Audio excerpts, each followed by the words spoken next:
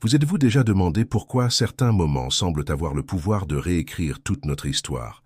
Aujourd'hui, je veux partager avec vous une découverte qui peut complètement changer la façon dont vous voyez vos choix les plus difficiles. C'est à propos de ces moments où la vie nous place à la croisée des chemins, et la décision que nous prenons peut soit nous libérer, soit nous emprisonner pour toujours. Imaginez un instant que vous êtes devant un miroir. À gauche, vous voyez tout ce que vos parents ont construit, sacrifié et rêvé pour vous. À droite, vous voyez vos propres rêves, ceux qui font battre votre cœur plus fort, mais que personne autour de vous ne peut comprendre. Et si je vous disais qu'il existe une troisième option, une que la plupart des gens ne considèrent jamais? Voici l'histoire de comment un jeune homme a découvert que les plus grandes transformations de la vie ne se produisent pas quand nous choisissons entre deux chemins, mais quand nous trouvons le courage de créer un troisième. Et tout a commencé par un geste si simple qu'il a failli passer inaperçu par une nuit pluvieuse de mardi. Savez-vous quelle est la différence entre une personne qui réalise ses rêves et une qui ne fait que rêver? Ce n'est pas le talent, ce n'est pas la chance, c'est quelque chose de beaucoup plus profond et puissant que n'importe lequel de ces facteurs. Mais avant de révéler ce que c'est, laissez-moi vous parler de Daniel. Daniel a grandi en respirant l'odeur d'encre et de papier. Pas parce qu'il aimait ça, mais parce que c'était l'arôme qui imprégnait tout le manoir de la famille Santos. Son père, Roberto Santos, avait construit un empire éditorial qui dominait le marché national depuis 3 décennies.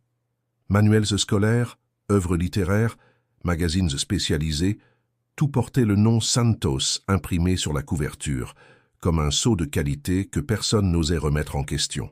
À 26 ans, Daniel aurait dû célébrer.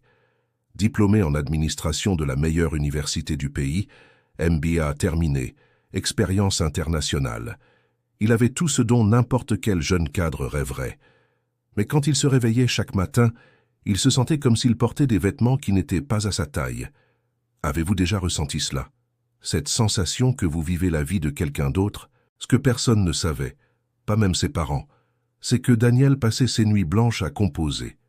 Pas de la musique commerciale, mais des bandes sonores pour des courts-métrages indépendants qu'il trouvait sur Internet.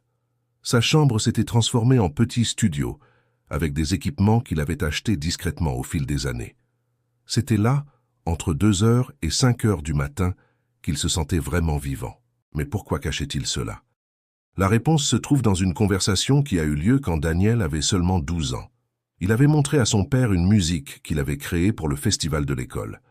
Roberto l'avait écouté quelques secondes, avait éteint l'appareil et avait dit « Fils, la musique ne paie pas les factures. L'art ne construit pas d'empire. Tu es né pour être un leader, pas un rêveur. » Ces mots étaient devenus comme un tatouage invisible dans l'esprit de Daniel. Pendant des années, il avait essayé de se convaincre que son père avait raison. Après tout, l'entreprise Santos donnait du travail à des milliers de personnes. Elle publiait des livres qui éduquaient des enfants dans tout le pays. C'était un business noble, respectable. Alors pourquoi Daniel ressentait-il un vide si profond dans la poitrine chaque fois qu'il mettait le pied au bureau? La réponse est venue un jeudi après-midi, lors d'une réunion sur l'expansion de l'entreprise vers le marché numérique. Roberto présentait des graphiques impressionnants, des chiffres qui faisaient briller les yeux des investisseurs. Daniel était assis au premier rang, comme toujours, représentant la nouvelle génération de la famille. Mais son esprit était loin de là. Il pensait à une musique qu'il avait composée la nuit précédente. Elle était inspirée par l'histoire d'une petite fille qu'il avait rencontrée dans une foire aux livres. Elle vendait des brigadeiros pour économiser de l'argent pour acheter des fournitures scolaires. La mélodie portait tout l'espoir et la détermination de cet enfant, et c'est à ce moment-là que Daniel a eu une révélation qui allait tout changer. Il s'est rendu compte qu'il utilisait sa créativité pour fuir la réalité, alors qu'il pourrait l'utiliser pour transformer cette réalité. Et si, au lieu de choisir entre l'entreprise familiale et sa passion pour la musique, il trouvait un moyen de les unir? Mais cette idée est restée juste un murmure dans son esprit pendant des semaines. Daniel n'avait pas le courage de l'exprimer. Savez-vous pourquoi? Parce que parfois la chose la plus effrayante n'est pas d'échouer en essayant de réaliser nos rêves, mais de découvrir qu'ils sont possibles et de devoir assumer la responsabilité de les rendre réels. De l'autre côté de la ville, dans un petit studio au 3e étage d'un immeuble sans ascenseur, Lucie terminait une autre journée épuisante. À 24 ans, Elle avait obtenu son diplôme en pédagogie avec les félicitations du jury, mais depuis 8 mois, elle cherchait un emploi sans succès. « Vous n'avez pas d'expérience, » disait-il. « Nous cherchons quelqu'un de plus senior, » répétait-il à tous les entretiens. Pour subvenir aux besoins de sa mère, Donna Carmen, qui luttait contre un diabète incontrôlé, Lucie avait accepté un emploi comme aide ménagère dans une entreprise d'événements. Ce n'était pas ce qu'elle avait rêvé pour sa vie, mais il y avait de la dignité dans le travail honnête. Et savez-vous ce qui impressionnait le plus chez elle? La façon dont elle traitait chaque personne qu'elle rencontrait avec le même respect et la même gentillesse, indépendamment de leur position sociale. Donna Carmen disait toujours « Ma fille, la façon dont tu traites les gens quand tu n'as besoin de rien d'eux révèle qui tu es vraiment. » Cette leçon avait été gravée dans le cœur de Lucie depuis l'enfance, quand elle voyait sa mère partager le peu qu'elles avaient avec des voisins qui traversaient des difficultés encore plus grandes. Par une nuit pluvieuse de mardi, après une journée particulièrement difficile, le diabète de sa mère s'était décompensé et elles avaient dû aller à l'hôpital, Lucie rentrait chez elle dans le dernier bus. Elle était fatiguée, inquiète, mais portait sur son visage cette sérénité que seules les personnes vraiment fortes parviennent à maintenir dans les moments les plus difficiles. Et c'est exactement cette nuit-là que les chemins se sont croisés. Daniel sortait d'une réunion qui s'était terminée plus tard que prévu. Sa voiture était au garage et il avait décidé de rentrer en transport public, quelque chose qu'il n'avait pas fait depuis des années. Il était frustré, remettant en question ses choix, quand il s'est rendu compte qu'il avait oublié son portefeuille au bureau. Sans argent, sans carte, il s'est trouvé dans une situation qu'il n'avait jamais imaginé affronter. Vous êtes-vous déjà demandé comment vous réagiriez si, soudainement, vous vous trouviez dans une situation de vulnérabilité totale? Daniel était sur le point de le découvrir. Quand il est monté dans le bus et a expliqué sa situation au chauffeur, la réponse a été directe. Sans argent, vous ne montez pas. D'autres passagers ont commencé à regarder, certains avec curiosité, d'autres avec impatience. Daniel sentait son visage rougir de honte. Et c'est à ce moment de complète humilité que quelque chose d'extraordinaire s'est produit. Une voix douce a dit « Je paye son ticket ». Daniel s'est retourné et a vu une jeune femme en uniforme de travail, cheveux attachés simplement, mais avec des yeux qui rayonnaient d'une bonté authentique. C'était Lucie. Elle a ouvert un portefeuille modeste, a compté soigneusement les pièces et a remis le montant exact du ticket au chauffeur. « Merci beaucoup », a murmuré Daniel, encore en train de traiter ce qui venait de se passer. « De rien », a-t-elle répondu avec un sourire qui semblait illuminer tout l'intérieur du bus. Et savez-vous ce qui a le plus impressionné Daniel? Ce n'était pas seulement le geste en lui-même, mais la naturalité avec laquelle Lucie l'avait fait, comme si aider des étrangers était la chose la plus normale au monde. Pendant tout le voyage, Daniel n'arrivait pas à s'arrêter de penser. Le voilà, lui, héritier d'un empire éditorial, aidé par quelqu'un qui avait clairement beaucoup moins de ressources financières.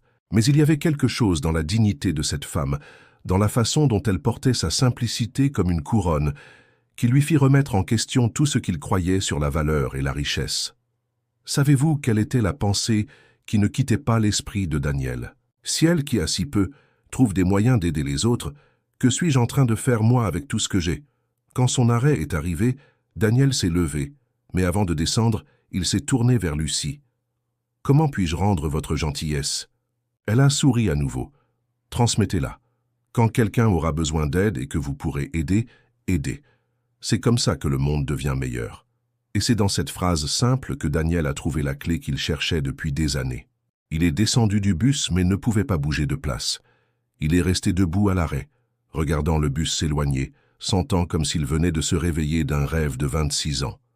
Parce que parfois, il faut voir notre situation à travers les yeux d'un étranger pour enfin voir qui nous sommes vraiment. Cette nuit-là, Daniel n'a pas dormi. Pas parce qu'il composait de la musique, mais parce qu'une idée prenait forme dans son esprit. Et s'il pouvait utiliser la structure de l'entreprise familiale pour créer quelque chose qui unisse littérature et musique? Et s'il pouvait développer des livres audio avec des bandes sonores originales? Et s'il pouvait créer un projet qui combine éducation et art, donnant une voix tant aux écrivains qu'aux compositeurs? Mais savez-vous quelle était la plus grande peur de Daniel? Ce n'était pas celle d'échouer. C'était celle de réussir et de découvrir qu'il aurait pu faire cela des années plus tôt, s'il avait seulement eu le courage d'essayer. Le lendemain, Daniel est arrivé tôt au bureau. Il a passé des heures à faire des recherches, des calculs, développant un projet pilote. Quand Roberto est arrivé, il a trouvé son fils avec des piles de papier éparpillées sur le bureau, les yeux brillants d'une intensité qu'il n'avait pas vue depuis des années. « Qu'est-ce que tout ça ?» a demandé Roberto intrigué. Daniel a respiré profondément. C'était le moment de vérité. « Papa, j'ai une proposition pour toi, mais d'abord, je dois te raconter quelque chose que je cache depuis longtemps. » Et savez-vous ce qui s'est passé quand Daniel a enfin eu le courage d'être authentique? Roberto n'était pas furieux. Il était surpris, puis curieux et finalement fier. « Tu as hérité de ma vision entrepreneuriale, m'a-t-il dit, mais tu as quelque chose que je n'ai jamais eu, la sensibilité artistique. Et si tu arrives à unir ces deux qualités, tu peux emmener notre entreprise dans des endroits que je n'ai jamais imaginés. » Mais l'histoire ne se termine pas là. En fait, elle ne faisait que commencer. Daniel n'arrivait pas à s'arrêter de penser à la femme qui avait changé sa perspective avec un geste si simple. Il devait la retrouver, non seulement pour la remercier, mais parce qu'il sentait qu'elle avait quelque chose de plus à enseigner. Avez-vous déjà ressenti cela? Cette certitude inexplicable que quelqu'un est apparu dans votre vie pour une raison plus grande? Ça a été 3 semaines de recherche discrète. Daniel est retourné au même arrêt de bus, aux mêmes horaires, pendant des jours consécutifs. Il a demandé au chauffeur, vérifié auprès d'entreprises d'événements de la région. Et finalement, il l'a trouvé. C'était un samedi matin.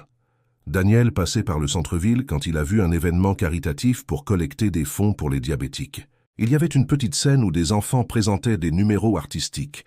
Et une des organisatrices était Lucie.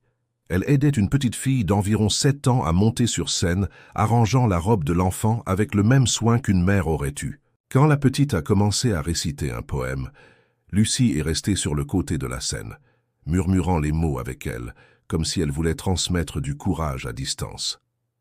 Et c'est à ce moment-là que Daniel a compris quelque chose de fondamental. Lucie n'avait pas seulement payé son ticket cette nuit-là, elle avait montré à travers ses actions que la vraie richesse ne réside pas dans ce que vous avez, mais dans ce que vous faites avec ce que vous avez. Il s'est approché quand l'événement s'est terminé. Lucie, elle s'est retournée, l'a reconnue immédiatement et a souri avec une surprise authentique. « Vous, comment allez-vous? Êtes-vous bien rentré chez vous cette nuit-là? » Savez-vous ce qui a le plus impressionné Daniel? Elle se souvenait de lui. Parmi toutes les personnes qu'elle aidait probablement, elle se souvenait spécifiquement de lui. « Puis-je vous inviter à prendre un café ?» a demandé Daniel. « Il y a quelque chose que j'aimerais partager avec vous. » Au café, Daniel a raconté toute l'histoire. Il a parlé de l'entreprise familiale, de sa passion pour la musique, de comment son geste avait été le catalyseur d'un changement qu'il reportait depuis des années. Lucie a écouté en silence, avec une attention totale. Quand il a terminé, elle a dit quelque chose qui l'a surpris. « Savez-vous que moi aussi j'ai un rêve que je reporte ?» Daniel s'est penché en avant, curieux. « J'ai toujours voulu créer un projet éducatif qui combine littérature et musique pour les enfants de communautés défavorisées. Je crois que l'art peut transformer des vies, surtout quand nous atteignons les enfants tôt. C'était comme si l'univers venait de révéler son plan secret. « Et si nous faisions cela ensemble ?» a demandé Daniel, ressentant une émotion qu'il n'avait pas expérimentée depuis des années. « Votre expérience en pédagogie, ma structure entrepreneuriale, notre passion partagée pour l'éducation et l'art. » Lucie a souri, mais Daniel aperçut une hésitation dans ses yeux. « Daniel, vous êtes très gentil, mais nous venons de mondes très différents. Je ne veux pas que vous me voyiez comme un projet caritatif. » Et c'est dans cette réponse que Daniel a compris quelque chose de crucial sur la dignité et le partenariat véritable. « Lucie, a-t-il dit, la nuit où vous avez payé mon ticket, qui aidait qui?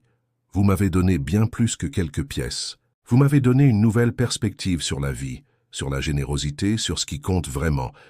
Je vous propose un partenariat parce que j'ai besoin de vous, pas parce que vous avez besoin de moi. » 2 semaines plus tard, Daniel a présenté à Roberto et au conseil d'administration un projet innovant, la division Santos Art and Education, focalisée sur la création de contenus éducatifs multimédia pour enfants et jeunes, livres audio avec bandes sonores originales, ateliers de création littéraire avec accompagnement musical, programme d'alphabétisation à travers l'art.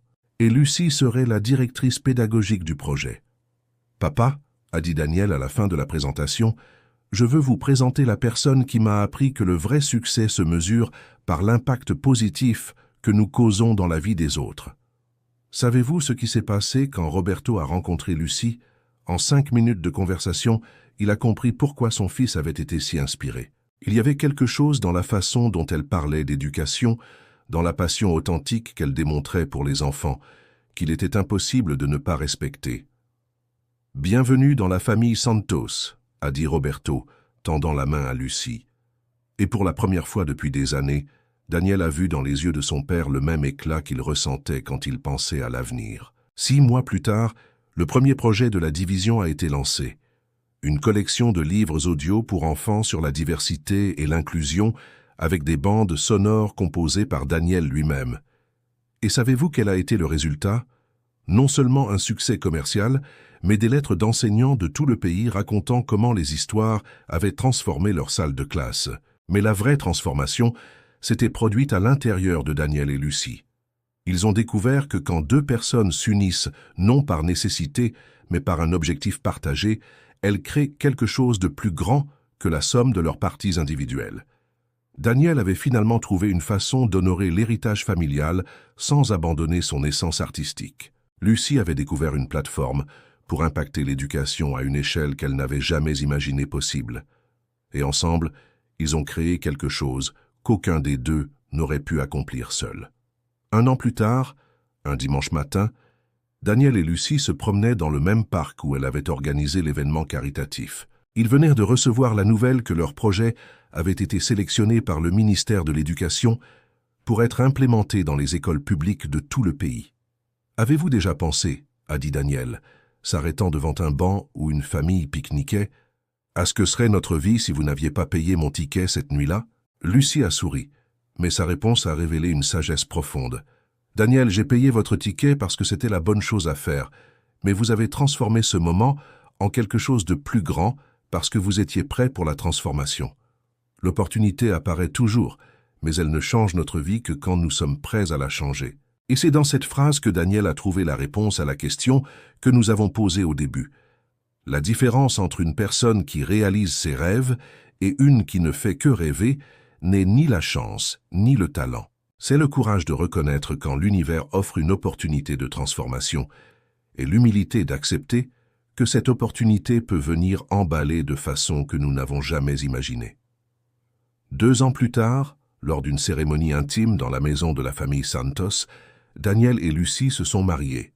Roberto, qui était devenu un défenseur passionné des projets de la division Art and Education, a fait le discours de témoin. « Mon fils m'a appris que la vraie succession entrepreneuriale ne se produit pas quand nous passons l'entreprise à la génération suivante, mais quand cette génération transforme l'entreprise en quelque chose qui sert non seulement à la famille, mais à la société. » Mais la leçon la plus puissante de cette histoire ne réside pas dans la fin heureuse. Elle réside dans la découverte que nos plus grandes transformations commencent fréquemment par nos plus petits gestes d'humanité. Lucie a payé un ticket de bus parce que c'était simplement qui elle était. Daniel a construit un empire éducatif parce qu'il a finalement eu le courage d'être qui il a toujours été. Et ensemble, ils ont découvert que quand nous alignons nos actions avec nos valeurs les plus profondes, l'univers conspire pour rendre possible ce qui semblait auparavant impossible. Aujourd'hui, 5 ans après cette rencontre dans le bus, la division Santos Art and Education a déjà impacté la vie de plus de 2 millions d'enfants au Brésil. Daniel compose des bandes sonores qui bercent les rêves de toute une génération. Lucie a développé des méthodologies pédagogiques qui sont étudiées dans des universités internationales. Et tout a commencé par la question que je vous laisse. Si aujourd'hui vous vous trouviez dans une situation où vous pourriez choisir entre aider quelqu'un ou ne vous occuper que de vous-même, quel choix feriez-vous? Et plus important, prêtez-vous attention aux petits moments qui peuvent offrir de grandes transformations, parce que parfois la vie que nous cherchons est déjà juste devant nous, attendant seulement que nous ayons le courage d'étendre la main et de la saisir. Cette histoire nous rappelle 3 vérités fondamentales. Premièrement, que la générosité authentique revient toujours multipliée, mais jamais de la façon que nous attendons. Deuxièmement, que nos plus grands rêves peuvent trouver leur réalisation quand nous arrêtons de les voir comme une opposition aux attentes des autres et commençons à chercher des ponts entre différentes possibilités. Troisièmement, que les bonnes personnes apparaissent dans notre vie exactement quand nous sommes prêts pour la croissance qu'elles peuvent apporter. Alors je vous demande, quelles opportunités de transformation pourriez-vous être en train de laisser passer parce qu'elles ne sont pas arrivées de la façon que vous attendiez?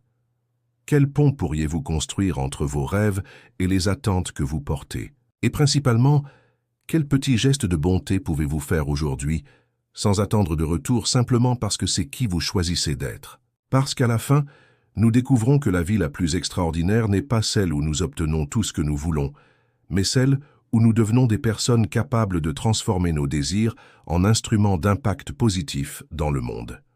Et vous? Quelle histoire écrivez-vous avec vos choix quotidiens?